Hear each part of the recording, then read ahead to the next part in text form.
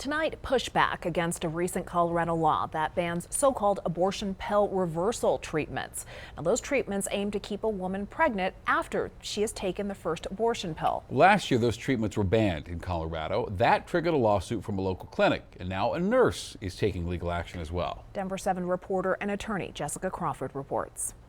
Nurse practitioner Chelsea Minnick says she's compelled by her faith to provide abortion pill reversal to women who request it. The conservative Christian legal group representing her has a history of taking Colorado cases to the Supreme Court.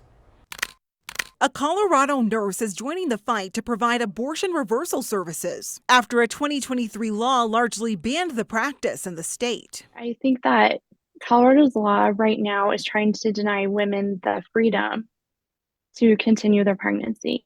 Chelsea Minnick, a licensed nurse practitioner and certified nurse midwife who runs Castle Rock Women's Health, was permitted by a judge this week to join the case Bella Health and Wellness v. Weiser. In the case, Bella Health and Wellness and now Minnick are challenging Colorado's abortion pill reversal ban. Every person is made fearfully and wonderfully.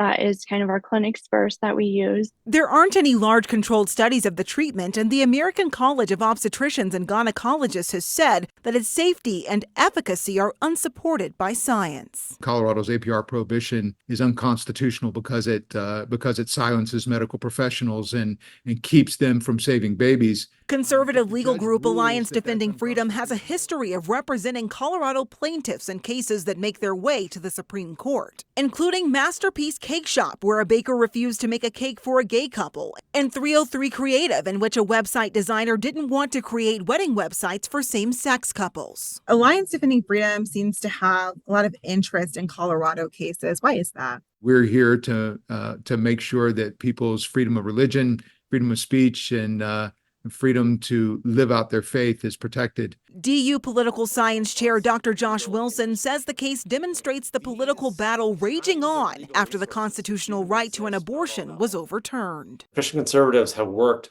very hard and very quickly to develop really robust litigation resources so that they can bring cases exactly like this. So essentially, so they can expand the scope of politics into the courts. In the short term, Minnick's goal is to be permitted to provide abortion reversal services and information as the case goes on. In the long term, So I hope the ultimate result of this case is to ensure that medical professionals are not silenced from offering an abortion pill reversal. Currently, the Colorado State Board of Nursing is investigating Minnick for providing the abortion reversal treatment.